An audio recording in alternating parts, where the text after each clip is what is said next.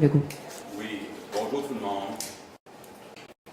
Le Québec fait face actuellement à des grands défis. On doit, entre autres, redessiner notre économie pour laisser aux prochaines générations des emplois d'avenir. On doit aussi arrêter le déclin du français, en particulier à Montréal. Il en va de l'avenir de notre nation. Et je souhaite vraiment que la prochaine élection porte sur les grands défis qu'on a au Québec et non sur une simple volonté de changement. Je vois bien qu'actuellement, beaucoup de Québécois souhaitent d'abord du changement, puis entre autres, un changement de premier ministre. Pour le bien de mon parti et surtout pour le bien du Québec, j'annonce aujourd'hui que je vais quitter mon poste de premier ministre du Québec. Je vais rester en place le temps que mon parti désigne un remplaçant ou une remplaçante. Je veux remercier ceux qui se sont embarqués avec moi dans cette grande aventure de créer un nouveau parti. Je commence par Martin Koskinen. Martin et moi, on a formé un duo. Tous ceux qui ont travaillé avec nous savaient, pouvaient parler à un des deux, et que c'était vraiment un duo. Martin, c'est un homme d'une intelligence exceptionnelle. C'est quelqu'un qui a un jugement impeccable. C'est un être humain aussi. Je ne connais pas personne qui n'aime pas Martin Koskinen. Donc, évidemment, c'était un plaisir, Martin, de passer toutes ces années ensemble. C'est pas simple de former un parti. Il faut convaincre plein de gens qui ont une bonne job de prendre le risque d'une nouvelle organisation. J'ai eu la chance 2 fois de faire ça dans ma vie. Je l'ai fait en créant Transat, puis ensuite en créant la CAQ. Il n'y a rien de plus emballant, malgré toutes les difficultés que ça peut amener. Il n'y a rien de plus emballant que de créer dans la vie. Je veux aussi remercier beaucoup de personnes. Je vais sûrement en oublier, mais je veux remercier Brigitte, bien sûr, au parti, Stéphane, c'est le seul discours, c'est pas lui qui écrit, Claude, l'adjointe de Martin, Lynn, Nicole, de mon bureau de comté, Pascal, Charles, Mario, Yves, Dominique, David, l'autre Martin, Guillaume, Annabelle, Evan, Manu, Catherine, Marie-Christine, Stavros, Émilie, Mathias et tous les autres. Là, j'ai nommé ceux qui sont peut-être plus en contact avec moi dans le quotidien. Je veux bien sûr aussi remercier tous ceux qui ont pris le risque de se présenter pour la CAQ. Je pense entre autres, durant les premières années où c'était loin d'être gagné d'avance. Et une des plus belles réalisations qu'on a réussi, c'est de faire de la CAQ une famille. Je suis toujours content de voir que beaucoup d'employés ou de députés sont devenus amis, se fréquentent les fins de semaine. C'est vraiment une belle famille et c'est quelque chose, c'est ça qui va me manquer le plus. Quand je pensais à cette annonce aujourd'hui, ce qui me fait le plus de peine, c'est de dire que dans quelques mois, je les verrai moins, disons. Évidemment, c'est beaucoup grâce à Martin qui a embauché pas juste du monde compétent, mais du bon monde, comme on dit, et aussi beaucoup grâce à Isabelle. Parce que, vous savez, les journalistes le savent, quand j'allais me coucher pour être en forme le lendemain matin, Isabelle continuait le travail, parfois avec vous, parfois avec les députés, les ministres, les employés. Isabelle est amie avec tout le monde et elle a fait que la famille, que la CAQ, ça soit une belle famille. Évidemment aussi, la politique, c'est un sport extrême. il y a des hauts, mais il y a aussi des bas. Puis Isabelle a toujours été là pour m'épauler dans les moments plus difficiles. Merci, Isabelle. Merci aussi à mes deux garçons, mes deux petits gars, comme on les appelle. Ils ont eu parfois des remarques moins gentilles dans leur travail ou plutôt dans leurs études. J'aurais voulu leur épargner ça parce qu'on les aime tellement, ces deux petits gars. Mais ils sont peut-être plus forts à cause de ça. Je veux aussi remercier tous les citoyens de la circonscription de l'Assomption qui m'ont fait confiance pendant toutes ces années. Et c'est quand même pas rien ce qu'on a réussi. Là, je vois Brigitte qui est là. Ce qu'on a réussi, je pense entre autres aux 7 premières années. C'est pas bien là, de dire en 7 ans, former 2 gouvernements majoritaires, là, 7 ans après la création du parti. C'est tout un exploit. Maintenant, parlons un peu de ces 2 mandats. Bien, je peux vous garantir que chaque jour, je me suis levé en me disant je veux ce qu'il y a de mieux pour les Québécois. J'ai pas toujours réussi, mais je peux vous garantir que j'ai essayé très fort avec toute l'énergie que j'avais. Évidemment aussi, Isabelle me le fait remarquer, les bénévoles qui sont là depuis la journée 1. Il faut leur dire merci. Au début, c'était pas facile à l'expliquer ce que c'est la CAQ sur leur terrain. Donc, je leur dis merci. Revenons sur le premier mandat. Évidemment, on va tous se souvenir qu'on a été très occupés par la pandémie. J'ai essayé 7 jours sur 7 de sauver le maximum de vies au Québec. J'ai essayé de prendre des décisions, même si on avait de l'information qui était incomplète. On était un petit peu, comme partout dans le monde, dans le brouillard.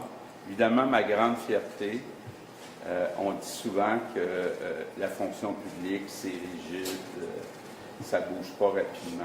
D'avoir été capable, en quelques mois, d'embaucher et de former 10 000 préposés pour venir appuyer ce qui se faisait, entre autres, dans nos CHSLD. On ne pourra plus jamais dire que c'est impossible de se faire se virer de bord la fonction publique. Évidemment aussi, j'ai été touché par la solidarité des Québécois pendant cette grande crise. J'ai vraiment même comme senti une complicité avec les Québécois qui ont accepté de faire des sacrifices. Je pense entre autres aux jeunes qui ont fait des sacrifices pour sauver des vies chez les plus vieux. Je pense que notre nation, c'est une belle nation, une nation très solidaire. Bon.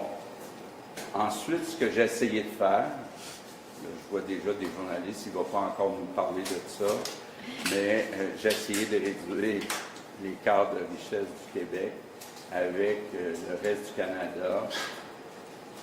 C'est pas une question d'orgueil, c'est une question de moyens. Créer de la richesse, c'est pas une fin en soi, mais c'est un moyen qui est nécessaire pour être capable de se payer des programmes sociaux, puis aussi pour se permettre d'être plus autonome face au reste du Canada. Donc, une de mes grandes fiertés, oui, puis je vais le répéter, c'est que depuis 7 ans, le Québec, quand on regarde la croissance économique par habitant, quand on regarde la croissance du salaire moyen, oui, depuis 7 ans, on a réussi à battre l'Ontario puis le reste du Canada. C'est une de mes grandes fiertés. On a réussi aussi, grâce à nos baisses d'impôts, à battre la croissance du revenu disponible après impôts et après inflation. Évidemment, les Québécois n'ont pas toujours ressenti cette croissance du revenu disponible parce que, comme partout dans le monde, on a vécu une période où il y a eu une forte augmentation du coût de la vie. Je pense entre autres au logement, je pense entre autres à l'épicerie, mais il reste que quand même, les faits sont têtus. Le revenu disponible après impôt, après inflation, a plus augmenté depuis 7 ans au Québec que dans le reste du Canada. Comment on a fait ça? Bien, encore là, je suis fier. On a pris une position, j'ose le mot, peut-être que vous allez tous me pardonner les mots maintenant, une position très agressive pour attirer des investissements des entreprises au Québec. On a eu beaucoup plus d'investissements des entreprises depuis 7 ans. Évidemment, il y a eu quelques échecs, on en a beaucoup parlé, mais il y a eu surtout beaucoup de succès. Et c'est ce qui explique aussi nos bons résultats économiques. Ce que ça a fait aussi, c'est qu'en attirant tous ces investissements, on a pu utiliser les surplus d'électricité qu'il y avait chez Hydro-Québec. On a pu relancer les grands travaux chez Hydro-Québec. Ça va être très important pour les prochains mois, les prochaines années, parce que l'incertitude qui est amenée par Donald Trump amène beaucoup d'entreprises à mettre sur pause leurs investissements. Donc, c'est important de venir compenser. C'est important aussi, à moyen, à long terme, les prochaines générations vont profiter de ces grands travaux chez Hydro-Québec. Bon, évidemment, j'ai conclu une entente que je jugeais gagnant-gagnant, avec Martin d'ailleurs, avec Terre-Neuve, pour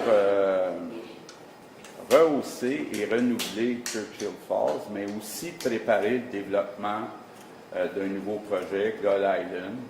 Bon, malheureusement, il y a eu une élection au cours des derniers mois. Le nouveau gouvernement de Terre-Neuve a jugé, dans le fond, que l'entente était trop avantageuse pour le Québec, mais je suis confiant qu'au cours des prochains mois, on va trouver une entente gagnant-gagnant, parce que c'est important pour le Québec, c'est important pour Terre-Neuve de profiter de cette immense possibilité. Je suis fier aussi du rattrapage qu'on a fait en santé, en éducation, en culture. Isabelle, il est pour beaucoup pour la partie culture. Depuis 7 ans, je donne quelques chiffres. Je sais que mes conseillers me disent que je donne toujours trop de chiffres, mais bon, j'ai été élevé comme ça. Les budgets, depuis 7 ans, ont augmenté de 57 en santé, de 58 en éducation et de 61 en culture. C'est du jamais vu, tout ça en seulement 7 ans. En santé, on a revu les salaires, les primes des infirmières, puis on a commencé aussi à remplacer les vieux CHSLD par des belles maisons des aînés où il y a plus d'espace, plus de lumière. On doit ça à nos aînés. Puis on a réussi aussi à convaincre enfin les médecins de famille de changer leur mode de rémunération. Puis je vous le dis, on va le voir même dans les prochains mois. Ça va être une révolution du côté de la prise en charge des patients en première ligne. En éducation, bien évidemment, je suis très fier, puis on a commencé à le faire très tôt, d'avoir augmenté le salaire des enseignants. Je ne le dirai jamais assez. Les enseignants, ce sont les personnes les plus importantes dans notre société après les parents. Et on doit les valoriser davantage. Bien sûr, ça commence par leur salaire. On les a aidés aussi, on a embauché des orthophonistes, on a embauché des aides à la classe. Puis comme on l'a fait pour les maisons des aînés, on a développé un nouveau concept d'école. Vous avez vu, on a déjà ouvert quelques-unes. avec plus d'espace, plus de lumière. Je pense que c'est important pour les enfants, mais aussi pour les enseignants qui y travaillent. En culture, bien évidemment, on a essayé d'aider le plus possible nos artistes, incluant pendant la pandémie, parce que le cœur, l'âme d'une nation, c'est sa culture. Puis une de mes grandes fiertés, je ne sais pas si je serai invité, mais en tout cas, ça va être l'ouverture l'été prochain du premier musée de l'histoire nationale du Québec. Il est temps qu'on célèbre au Québec la grande aventure de notre nation francophone en Amérique. Parlant de notre nation, en matière de défense de notre identité, on a adopté des lois marquantes. On a adopté la loi 21 sur la laïcité qui vient interdire les signes religieux pour les employés qui sont en position d'autorité. On a aussi adopté la loi 96, la première loi importante pour renforcer la charte de la langue française. Concernant l'immigration, l'explosion du nombre d'immigrants temporaires par le gouvernement fédéral, malheureusement, a accéléré le déclin du français, en particulier à Montréal et à Laval. Les Québécois doivent être beaucoup plus vigilants pour l'avenir de leur nation, pour l'avenir du français. Le Québec forme une nation, mais qui est toute proportion petite en Amérique du Nord, qui sera toujours vulnérable en Amérique du Nord. On n'a pas à être gêné de protéger notre langue, notre culture et nos valeurs. Soyons fiers d'être Québécois. Soyons fiers de notre nation. En terminant, je remercie sincèrement les Québécois de m'avoir confié 2 mandats majoritaires. J'aime profondément les Québécois et le Québec, et être le premier ministre du Québec, ça a été pour moi le plus grand honneur de ma vie. Merci.